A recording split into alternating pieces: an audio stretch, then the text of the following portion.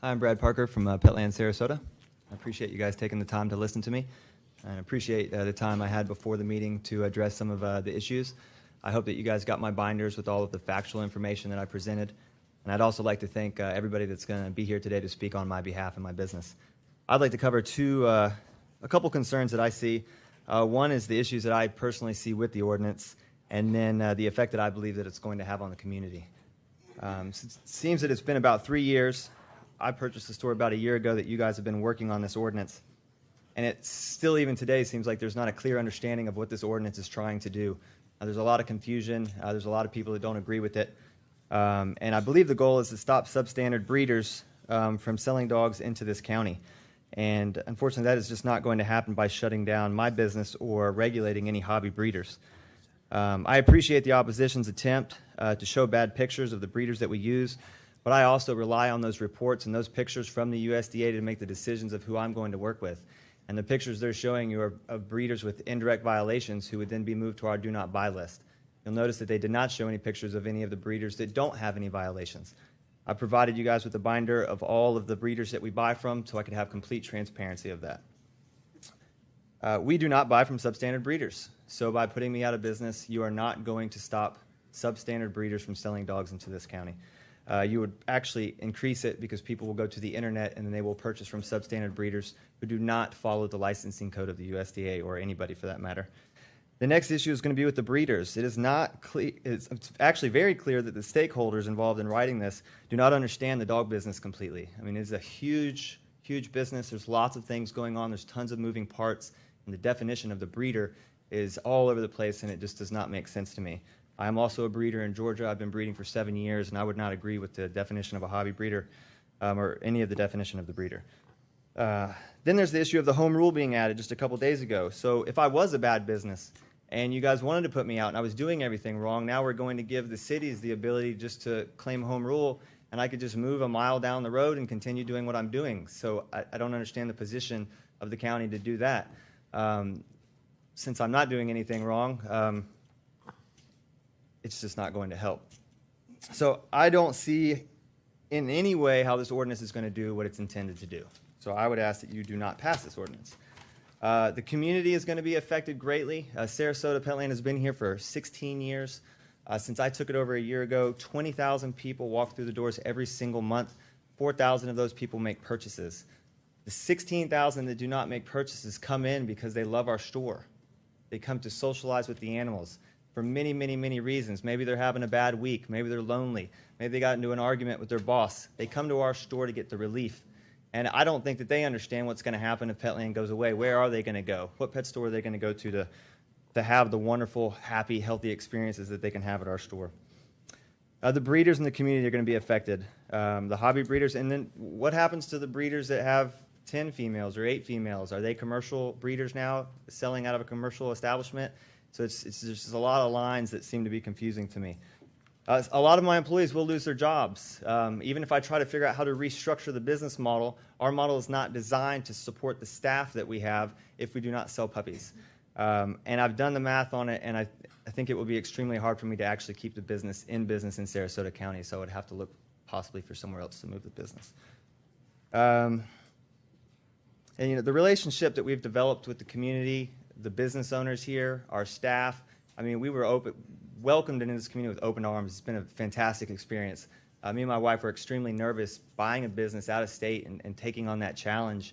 And we've tackled that challenge, and the community has showed us they love us here, they support us. Our business is up 50% from the previous owner. And that's just the community speaking with their wallets that they like to have us here. I have provided amendments to this ordinance. So if you would like to pass it, I would love for my amendments to be considered. I'm not sure if they've been considered in any way.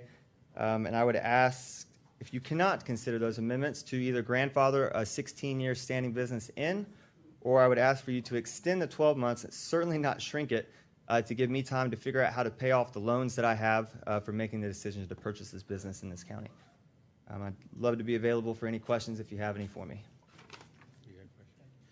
We do have a question for you, Commissioner Caragiolo. Yeah, Mr. Parker, a couple of these might be better served if I direct them towards someone from Petland. from the corporate office, but you provided a tremendous amount of information to the commission regarding, specifically some of the claims with the health issues. Mm-hmm. You have these parameters that sort of identify who you should and shouldn't be buying from. I don't know if that's something unilaterally. I don't know if it's something that Petland advises that you do, but you have a small number, by your own information, a small number of breeders that have types of violations, right? And maybe that results in some health issue with the dog. Maybe it doesn't. But let's say you have a health issue with the dog, as the 64 that you provided information on. If there's something like a DNA claim, do you then list that breeder to potentially know maybe it's not a breeder we want to buy from again? What do you do on your own to sort of regulate the product that you're So we have a CRM system called Pet Keys that tracks all the data and information on every single puppy coming and leaving our facility. It has all the information of the breeders and brokers, where they come from. They actually have sections in there where you can come in and make medical notes on anything that's ever happened to the puppy, and then we're able to direct that back to the broker that we purchased from and to the breeder, so they can make decisions on whether they would breed those adults again based on the issues that they see. So who makes the decision? Who makes the decision whether to acquire animals from a specific breeder? I make that given decision. that you do. Yeah. So At my two stores, I would make the that's a decision. discretionary call. It would be, yes. Okay. Yes. And the other question I have is, do you primarily deal just with brokers, or do you deal with brokers and breeders equally? Or, for example, you had said that out of it was 172 different breeders where you got animals. That's correct. From? 172. Do you actually keep records on? Probably the more relevant question would be, what percentage are you buying animals from? Not breeders who are in your inventory who have violations, for example, but how many dogs come from each one? For example, you have a 64 pack of crayons. You got 64 I use the crayons. red crayon a lot more. You might use the Right. 3 primary colors the most often. So how do you make a more logistical decision about where to buy from with your own criteria? So I mainly work directly with the brokers, so they can work with the breeder relationships for me. It would be very hard for me to work with 172 actual breeders.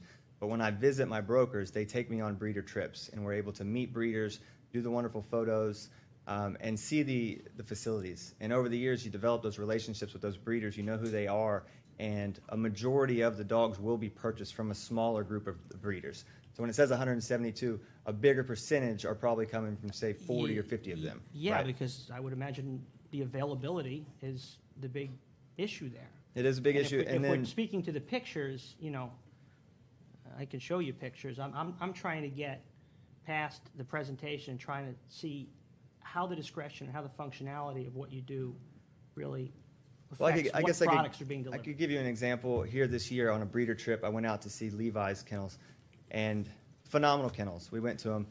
Then I went to see a couple of Will's, and then Will actually made it to where I could actually go visit Steve Cruz's kennel, which was a kennel that was brought up. I had never been to his kennel before. For 7 years, I believe his inspection reports were perfect. When I visited him, his inspection reports were perfect. There's another breeder that was What on do you that mean by perfect? with no violations. No violations of any kind? That's correct. Indirect, direct? No direct, no violation. indirect. Just, I think it says non-compliant, no non-compliant issues is what it says. So Vicky was on that trip with me. We were able to tour Steve Cruz's kennel, and after that tour, we had long conversations, and we decided we were not going to purchase from this breeder anymore. It did not fit the discretionary criteria that we felt comfortable with. Since then, he's been written up, I believe, 7 times. He received the 2.40 violations. Petland has put him on the do not buy list, and nobody is currently buying from him. Have I bought from him in the past? Yes. I depended on the USDA to help guide me there, and I would say that they failed me there. Now, that's just my discretion and what I saw. So, Thank you. Any other questions? Okay, thank you. Kristen Parker.